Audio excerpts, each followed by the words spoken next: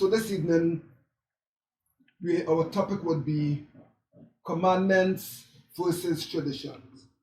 We're taking it from Matthew 15.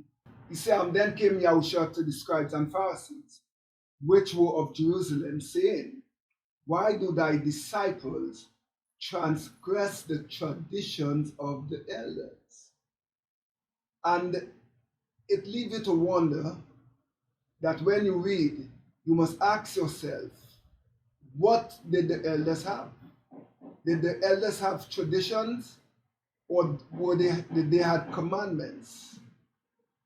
Now, even as we look at this, we can identify that when they talk about the tradition of the elders, they are speaking about the oral law or the man-made laws that were added to the commandments. Okay? Because what they did, due to caution, they built a fence or a perimeter around the law, the Torah. And in such doing, they came up with all kind of different laws that were not really scriptural. So that's why many of them were following tradition of elders, for they wash not their hands when they eat bread. And he answered and said unto them, why do you transgress the commandments of Yah by your traditions? So it's a clear thing, the commandment of Yah versus traditions. Verse 6.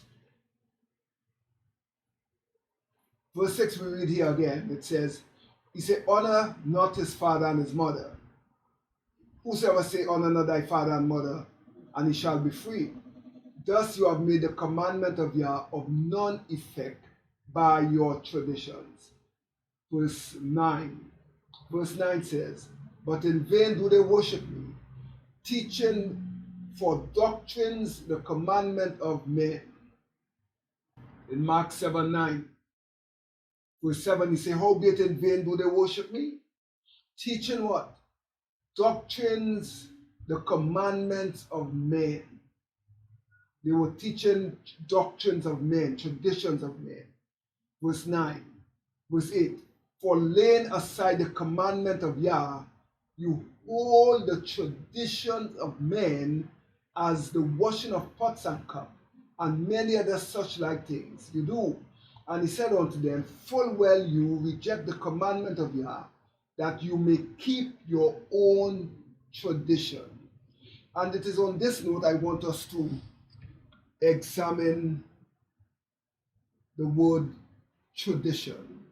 According to the Greek, let us look at the word tradition. 3862 says here, transmission, it also speaks of precept, or ordinances, or tradition. It talks about to give up, and to give is Natan in Hebrew, the act of giving up, so we know it's not that. Given over, which is done by word or mouth or in writing, a tradition by instructions, etc., etc. Subsequent a teaching, a precept, a body of precepts, especially the rituals, which is in the opinion of the latter Hebrews, were orally delivered by Masha and orally transmitted in unbroken successions to subsequent generations, etc., etc. And all that is, just the different terminology or definition. But I want to give you my definition of how I understand a tradition is. A tradition to me is the belief and practices not found nor observed in scripture that goes from one generation to the next. All right? And this would be in keeping with Galatians 1:14. In Galatians 1:14 it says, we are Shaul speaking, he said, and it profited in the Hebrew religion above many my equals in my own nation, being more exceedingly zealous of the traditions of my fathers. So the question is, we saw that Shaul were persecuting the Hebrews, the people that were keeping the Torah. The scripture says he persecuted them from house to house, synagogue to synagogue. He was persecuting these people. But so it tells us clearly that Shaul was not following the commandments of Yah. He was following traditions of the elders. And the tradition of the elders is what caused many to deviate from the truth. It was not until Yahushua Mashiach had to strike him from off the horse on the road to Damascus and reveal to him his person and the knowledge of Yah to let him come to an understanding of who he was persecuting. And it is in this context that Shaul now became a full Hebrew. He did not become a Christian, he became full Hebrew, in that he returned back to the original faith and he kept the ways of the Father, the commandments of the Most High. In so doing, he spoke to the believers, admonishing them and warning them in Galatians chapter 4, 8, because we are in the silly season of Christmas. And the word Christmas is Christ's Mass. And the entire world, they are busy today promoting their dogma and their false narrative as it relates to the birth of the Messiah. The ancient Hebrew back then, two things basically that they hold fast to, They were not mixing matters with these things. One is about the birth of the Messiah, the birth, because the Hebrew never observed the birth of anyone. And two, they rejected any notion of anything that was called Christmas. They never observed Christmas. Christmas was never observed until the 4th century. Okay, and I'll prove that all these things again to you. Howbeit then, when you knew not Yah, you did service unto them which by nature are not gods. But now, after that you have been known of Yah, or rather of known of Yah, how turn you again to weak and beggarly elements, whereunto you desire again to be in bondage? For you observe days, months, times, and years. And the more that I examine this portion of scripture, is the more it caused me to dig deeper and deeper in my research. And even as we talk about the word Africa and Africa, do you know that the Egyptians refer to Negroland as Kemet? They call it Kemet, the land of the blacks. It was not until an European general from the Roman Empire by the name of Sextus Julius Africanus. He is the founder of the beliefs of Christianity. He had been very instrumental in shaping what Eusebius, which was the Greek or the Gentile writer, the scribe. He wrote everything and documented everything from a Greco-Roman perspective. Say there for yourself. The precise origin of assigning December the 25th as the birth of JESUS is unclear. The New Testament provides no clue in this regard. December the 25th was first identified as the date of JC's birth by Sextus Julius Africanus in 221, and later became the universally accepted date. One widespread explanation of the origin of this date is that December the 25th was the Christianizing of the Dios Solis, which is, or the Sol Invictus. The Sol Invictus is the date of the birth of the unconquerable Son. So we are seeing a lot of things talking about. He said it was a popular holiday in the Roman Empire that was celebrated in the winter solace as a symbol of the resurgence of the sun, the casting away of the winter, and the heralding in of life or what have you. So what it tells me, or we can read the other one time as we do. It spoke also of the customs of the Sol Invictus and those that worship on the 25th of December. They said it was constructed in the 4th century AD to replace the earlier temple, which is the Temple of Saturn in Rome. It served as a ceremonial center of the latter Saturnalia celebrations. On the first day of the festivals, a young pig was offered publicly or sacrificed at the temple, which was located at the northwest corner of the Roman Forum. So, in examining this, when we look at the Greco-Roman influence as it relates to the Christmas traditions that many observe today, we must know for a fact that it originated from the Celts of Europe. Now, who are the Celts? The Celts are those from Ireland and Spain. From Ireland and Spain. Today we refer to them from Scotland with their bagpipes and the different things. These are the Celts. But they worshipped Saturnalia in the very earlies, long before. As early as maybe the 12th century BC, all the way down until the Greek came and they took over when they conquered, and they started observing it from the 4th century BC all the way up to the 1st century, somewhere there, to the 1st century.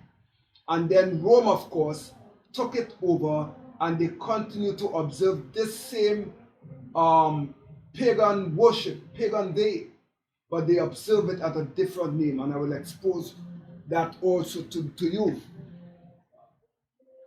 So the Celts had been very instrumental in many of us today in the worshipping of Saturnalia. Saturnalia is the Roman pagan festival that was in the mid-December 17th, and with the change of calendar, it shifted from the 17th to the 25th of December. And it is documented it was in the 2nd BC, like I said, prior to the AD or the CE era. It also went on to say that by the 4th century, which we read, that they would always sacrifice a pig. Now, if you remember carefully, the sacrificing of pigs had always been a pagan thing when they destroyed Jerusalem under Antiochus Epiphanes, where the Hebrew of Maccabees, when he fought against the Romans, when they desecrated the temple, you would have noticed that when they desecrated the temple, they used a pig. They sacrificed a pig in honor of who? In honor of Jupiter. So we will have to track this. But another thing I observe is that at Christmas time and at this feast of Saturnalia, while they would sacrifice this at the temple, they also had a feasting for the slaves. The feasting of the slaves took the form whereby the masters would feed the slaves. This tradition has continued to raise its head even within the military. At Christmas time in the military, the seniors would treat the men all during the year. They would treat them worse than slaves, as if they are not human beings. But when the end of the year comes, they would don themselves in their fancy apparel, and they would go at the serving bay, put the men, all the charges under there, put them sit down, and they would serve them. Not out of humility, not out of love, but from tradition of Saturnalia, because that was the custom. Many of the things that we observe in our society, from government come all the way down to our military, etc., are only rituals, traditions handed down. And kill them there, they don't understand why they do it, you know. They don't understand the meaning of it, but they do it. In tracing the sacrifice of pigs, we must go back to the worship of the winter solace, because it spoke about the feast of the winter solace. The feast of the winter solace is what many refer to as Sol Invictus. Sol Invictus is where we know that the Greco-Roman world worship Saturnalia. So in a nutshell, what I'm saying here is that Saturnalia was replaced by the Sol Invictus. And Sol Invictus was replaced by Christmas. So when, long before Yahushua Mashiach came, the Messiah, the worship of Saturnalia was up and well. Rome came, took on the Feast of Winter, which is the Sol Invictus. Then they recognized, okay, Christianity came on the scene and saying that they must Christianize everything. They must save everybody. So all where there were pagan shrines, pagan temples, Christianity would erect their churches, etc., on the same mount, on the same site. And not only that, but they adopted many of their pagan customs and traditions. So the people now recognizing that, hey, we were living as pagans and Gentiles, but look, we have a cult by the name of Christianity. And they are promoting the same ideology as us because they have adopted our feast days and these different things. So how can we, as Hebrew, read the word of the Messiah, where he had challenged the men, telling them about, you have full well rejected the commandments of Yah for your traditions of men.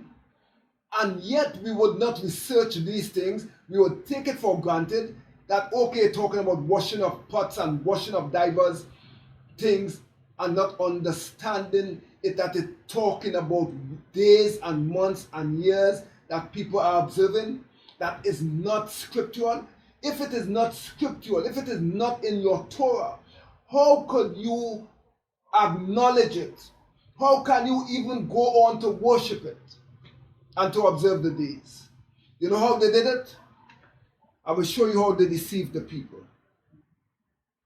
They deceived the people by making the people believe that they went from paganism to Christianity, and that Christianity has no error whatsoever in it. It is truth. Everything in it is truth and Kadash. But my brothers and sisters, we have seen that from paganism to Christianity, all they did was adopt a lot of pagan traditions, pagan philosophies by erroneous church teachers, church fathers, who taught the people a lot of error. Sextus Julius Africanus was one of them. And look at how they conquer. They rule and conquer the people. When Rome conquered Egypt, or Kemet, or the Negro land, they stamped their authority by naming the Negro land after Africanus. And they have the audacity to tell the people, you know, that Africanus was an African. That's why he was named, they name him Africa, where we call today, which is the Negro land, which the Egypt referred to as Kemet. They call now Africa. And we, in our ignorance, continue to refer to it as Africa because we have not understood the origin that it came from European Roman Catholic emperor, a general, by the name of Africanus. So when we speak of our native land, we must call it by the correct name, Negroland, Negroland, the mother of all, Negroland. I still don't like to use the Egyptian word with Kemet, because for many of them, when they speak of Kemet, they associate it with a lot of Egyptian and pagan idols and these different things that came out from Kemet. Remember, when you talk Kemet, you are talking about the land of pharaohs, the city of pharaohs, the gods of pharaohs. So we will not be using the word Kemet, but we would refer to it as Negroland, Negroland, and not Africa. Let us continue to dig deeper, and you would see how they have deceived the people. Is 1 Corinthians 11:2. In 1 Corinthians 11:2, he said, "No, I praise thee." Verse 1 and 2, "Be you followers of me, even as I am of Yahushua Mashiach. Now I praise you, brethren." So Shaul was saying that he's a follower of Yahushua Mashiach. Yahushua Mashiach, the Hebrew Messiah, he kept feast days. He never observed Christmas. So if he never observed Christmas, then Shaul would never have observed Christmas. Because at this point in time, the word Christmas was not there. The worship of Sol Invictus, the worship of Saturnalia, and all these things would have been there, not Christmas. So Shaul never observed Christmas. Hence he said, "Be you followers of me as I am of Hamashiach. Now I praise you, brethren, that you remember me in all things and keep the ordinances as I delivered them to you." Now, do you know that the Greek translators of the scriptures, they put the same definition for tradition they put for ordinances? But ordinances are what Yahuwah gives. Ordinances are precepts, commandments, statutes, and these different things. Traditions are belief and principles and practices that has no footing whatsoever in scripture, that people inherit from generation to generation. So ordinances could never be the same as traditions. Let's prove it. The word there for ordinances, Hebrews 6:12. One of the things also it made mention of when it talk about traditions, it referred to it as the house of bondage. A bond, a band or a prison. So it's a house of bondage, a house of prisoners, where because they now give the same meaning. They use this Hebrew word for tradition. So if you are saying that tradition, how come ordinances could bring about a band or to imprison people? Ordinances don't do that.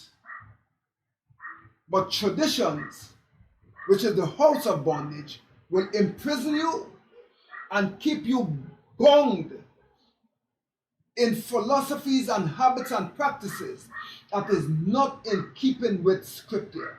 Let us continue. Let's look at the same word. For the same word, so we looked at the Hebrew, let's look at the same word, the Greek 3862. We're going back to the Greek 3862. And you would observe that the same word for tradition, you would see it's talk about ordinances. You see there? Of the Jewish traditionary law. What Jewish traditionary law are they talking about? Then they talk about ordinances and tradition. So how would you use the same number for tradition you're using for ordinance? I choose now to dig further. So I went into the Hebrew 2708 so we could identify what ordinances are. Kukah. It talks about appointed, something that is appointed, like Yahuwah's appointed feasts, his appointed times. Customs. So ordinances are what? Customs. They are manners, they are ordinances, they are statutes.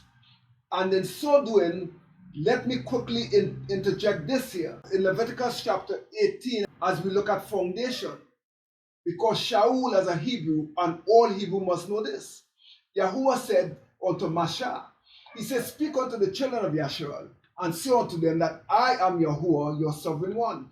After the doing of the land of Egypt wherein you dwell, shall you not do? And after the doing of the land of Canaan, where I brought you, or where I bring you, shall you not do? Neither shall you walk in their ordinances. Their ordinances talks about their customs, their manners, and their traditions.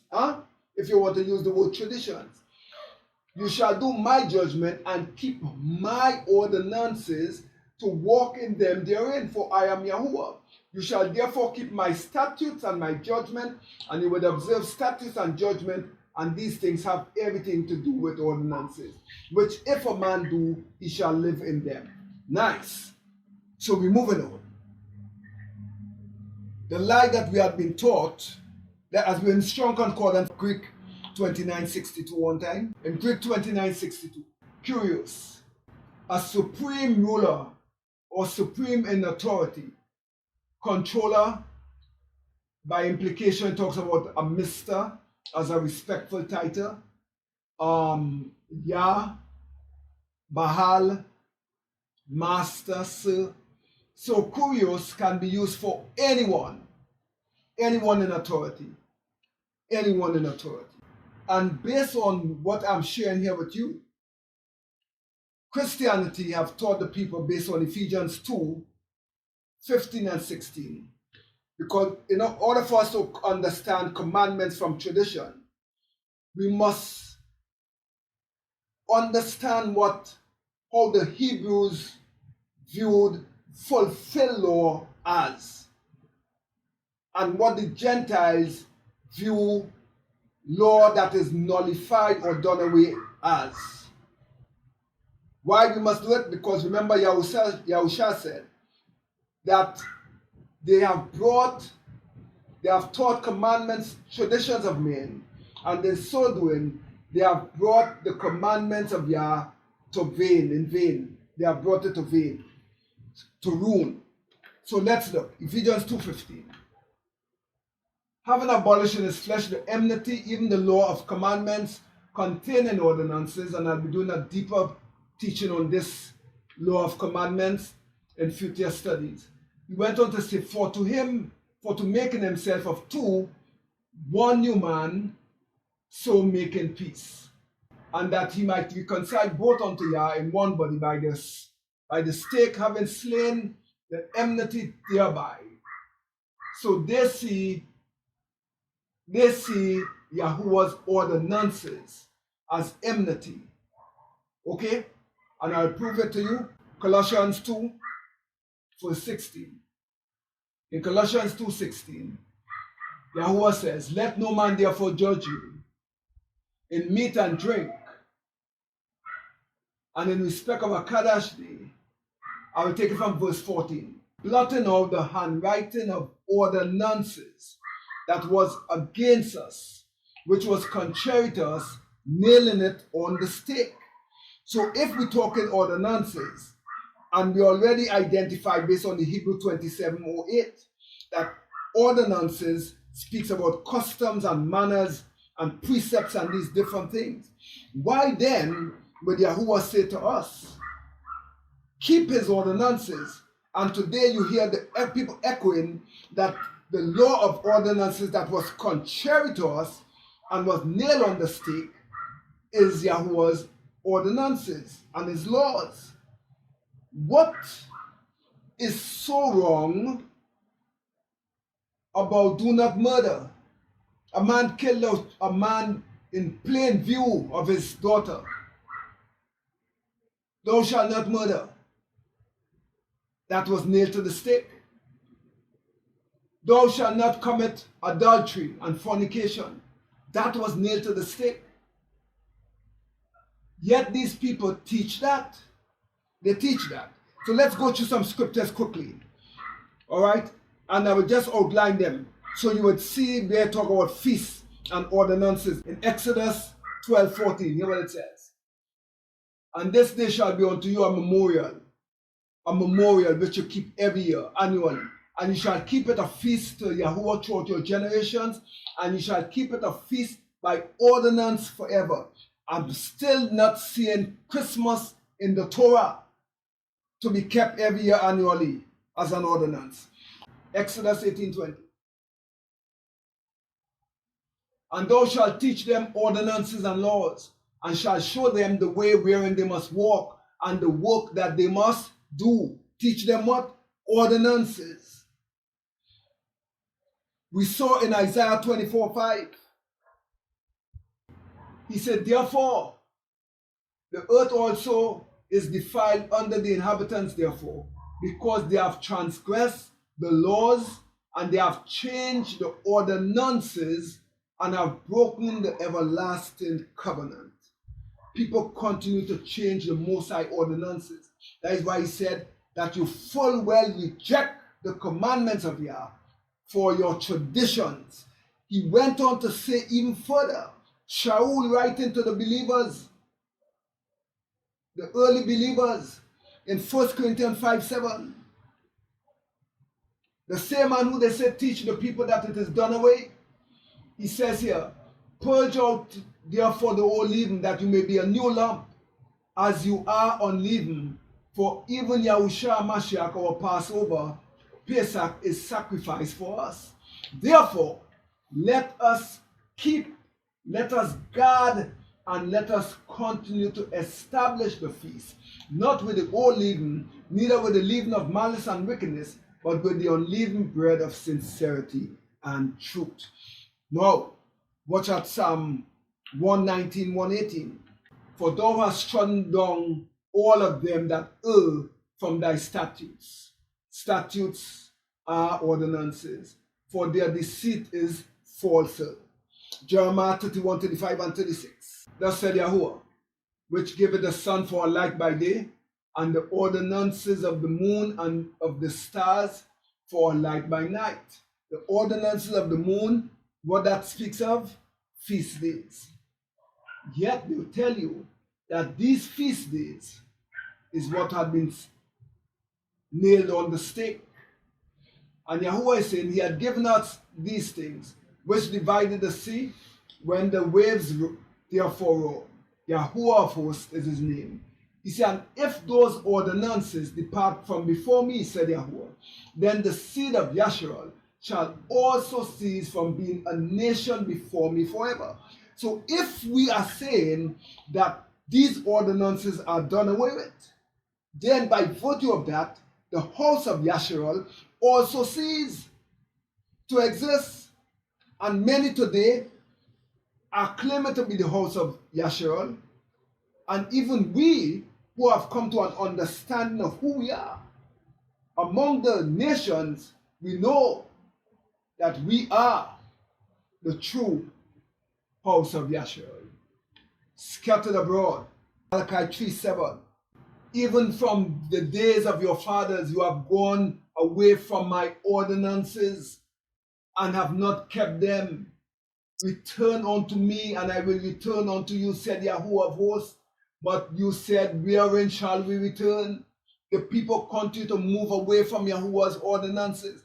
To remove away from ordinances is to abolish law, is to abolish Torah. Malachi 4:4. Remember you the law of Moses, my servant, which I commanded unto him in Horeb, for all of Yasharal, with the statutes and the judgments, ordinances. In Luke 1:6, this is the same Shaul, who was telling the people to walk in the ordinances that he had given unto them. In Luke, he says here, and they were both righteous before Yahuwah. What made them righteous? Because they were walking in all the commandments and ordinances of Yahuwah blameless. Some wicked people, they would argue that before Yahushua Mashiach went on the stake, the people were walking blameless in commandments and ordinances. But after he was impaled upon the stake, after he was crucified, the law of ordinances was nailed upon the stake. So we no longer have to keep these ordinances and commandments, for we now walk in him. So if I have to reject ordinances and commandments to walk after a Messiah who celebrate their feast day with sacrificing pig, you eat your swine at this time of the year, celebrating your Christmas in honor of Saturnalia, in honor of Sol Invictus, the worship of Ayupata, and you want to tell me that you're worshiping after the scripture? Your worship is after the scripture. I'm saying to you, no, no, and no. You know not what you worship. You understand me? And that is why the scripture tells us we must prove all things. Prove all things. Why? Because we continue to make the commandments of Yah of non-effect. Non-effect. Now we were looking at what it meant to be, because the scripture says in Matthew 5:17, think not that I am come to destroy the law. Yahushua is speaking. Think not that I am come to abolish the law. The word destroy is to abolish, to nullify, to bring to an end the law and the prophets. He said, I am not come to bring to an end. I have not come to nullify or to destroy or to abolish, but I am come to fulfill. What does fulfill law means? Look at the clue. Romans 3:31. In Romans 3:31, it says here, 29, let's read it in the context. He say here, is Yahuwah of the Hebrews only?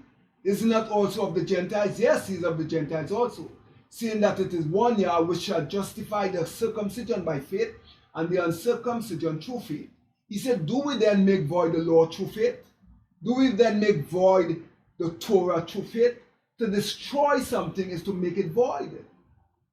So do we then destroy the Torah through faith? Yah said, Yah forbid. We establish the law. So we know that when we talk about fulfill, let us go back to the Strong Concordance, and you would see Hebrew 69:60. Kum. Let us read through this.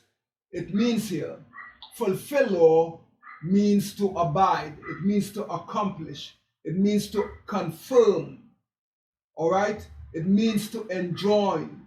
It means to hold, uphold, to lift up again, to raise up, to raise up. It went on to say to re-establish or to establish. When you establish something, you make it to stand again. Huh? So fulfill law to the Hebrew, it carries the connotation that Yahushua Mashiach did not come to destroy or to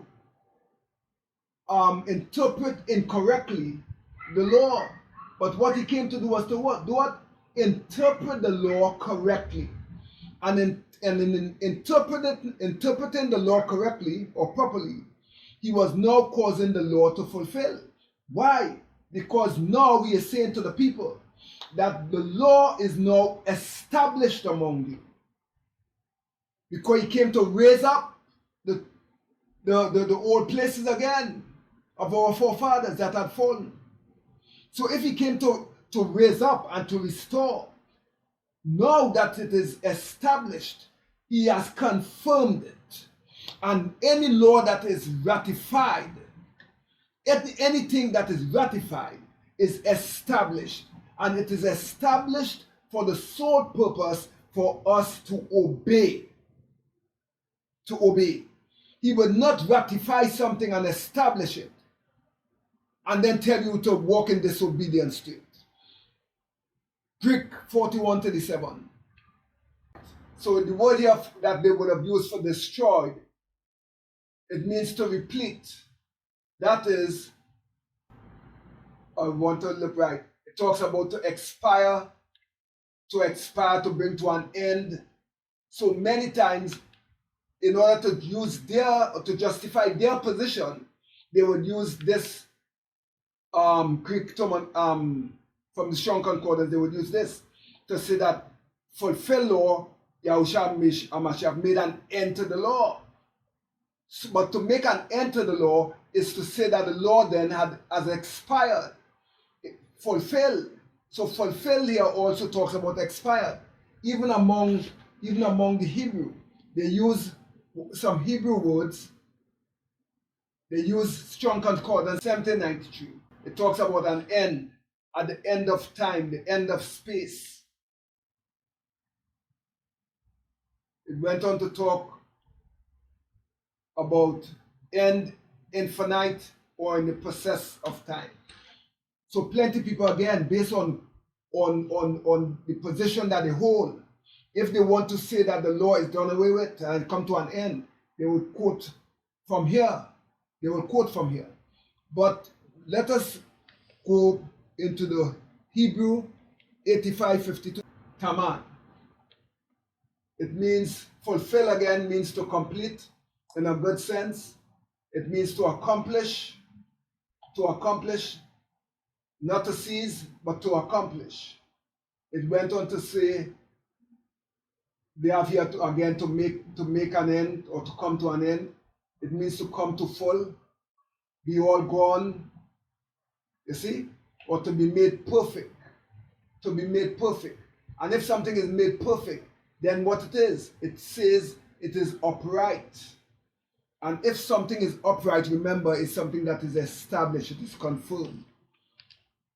So it all depends on the position of your argument that people would look for different words in the Strong Concordance to justify their position. But we must always remember that the word destroy talks about abolish. It talks about to nullify and to uproot. So if we are saying that Yahuwah, did he uproot and nullify and abolish homosexuality on the stick? Did he do away with lawlessness and these different things?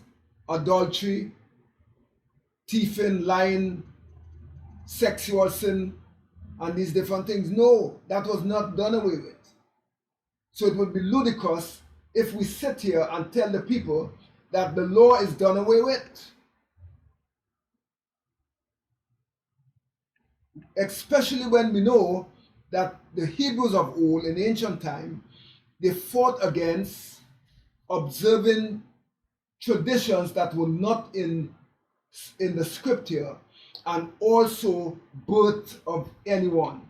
In Ecclesiastes 7:1, a good name is better than precious ointment, and the day of death, one's death, than the day of one's birth. They understood that. So they understood that the death or the martyrdom of someone was of greater significance than the birth. The birth of any person within the scripture, all had been documented by pagans. It was observed by pagans. Pharaoh, for Pharaoh birthday, we went through that already. A man, the baker, lost his head. You had, when Job's children was observing birthdays, he made sacrifices on behalf of them. He and all cursed the day of his birth. He cursed it. Then in the renewed covenant, you saw John the Baptist lost his head from Herod's birthday. So it was always associated with paganism. But the true Hebrew, knew that. And the same thing that was occurring back then is occurring today. Because now we are seeing that Hebrews who are conscious of who they are and understand that birthdays are nowhere in Scripture. And in so doing, they reject even the birthday of the so-called Messiah Jesus, because they knew fully well that that was not observed until 4th century. 365, somewhere there, right? In the Basilia, these things were observed 4th century. And all of that talks about the Roman Empire era. So my brothers and sisters, I can continue to prove to you based on the Greek 208, Strong Concordance. And what I am proving here is where it says that you have made the word of Yahuwah of none effect. To destroy is to make something what? Invalidated, or to disannul, or to make of non-effect. And if we go back now to read the scripture in Mark 7:7-9, because we see it talks about to make of non-effect. Why is it that it is made of non-effect? It is made non-effect because they disannul Yahuwah's commandment. To disannul is to render void. How do you render void something? When you strip it from its authority. So what they have done is deprive Yahuwah's authority. That's what they are trying to do. Deprive him of his authority and give his authority to someone else. A pagan god. And this is the issue that Yahusha had, where he said that you full well reject the commandments of Yah to teach traditions of men. Howbeit in vain do they worship me, teaching the doctrines of the commandments of men. For laying aside the commandments of Yah, you hold the traditions of men. All right? Verse 9. And he said unto them, full well you reject the commandments of Yah, that you may keep your own traditions. Matthew 15:6-9. He says here, thus you have made the commandment of Yah of what? Of non-effect by your tradition. It became non-effect. Why? Because they had declared that Yahuwah's commandments is ordinances and these different things. They taught the people that it is done away with. And to do that, like I said, is to deprive Yahuwah of his authority. And anyone that tried to deprive Yahuwah of his authority by his word, they are playing with hellfire. Because Yahushua said, think not I come to destroy the law. I did not come to destroy or to render it void. But I came to fulfill it, because they were interpreting Yahuwah's word incorrectly. So he now had to come and give them the proper meaning and the fullness of it. That if you therefore even look at a woman with lust in your eyes, he said you have committed adultery. Fulfill law is not done, law that is done away with. It is not. So we, my brothers and sisters, I urge you to continue to fight. Fight for your faith, you know. Fight for your faith. Fight for the things that you believe in.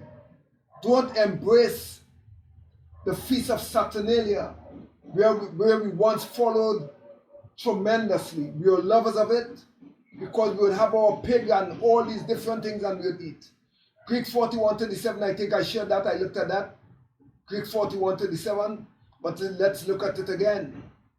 In Greek 41:37, it talks about, right, to replete or to replete, to abolish right? To abolish or to make an end of something where people use different terminologies. But remember, like I said to you, the word abolish or to destroy means to nullify or to uproot.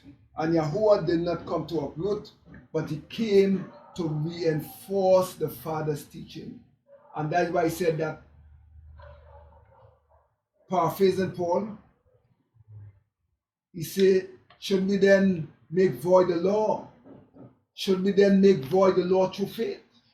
He said, Yah forbid. We establish the Torah. So we know that we must establish Yahuwah's Torah. Why? Because he wants us to obey it. The others on the other side are falling into a snare in that they are observing months, days, and years in ignorance. And the sad thing about it is they cannot justify to you, nowhere in Scripture, where you must observe Christmas. The only thing they have to hang on to is that it is the birth of their Messiah. But where in the Scripture tells us to acknowledge the birth of anyone, we will not find it. We will not find it. So I plead with our listening audience, do not place traditions above the word of the Most High Yah. Okay? So thank you for tuning in.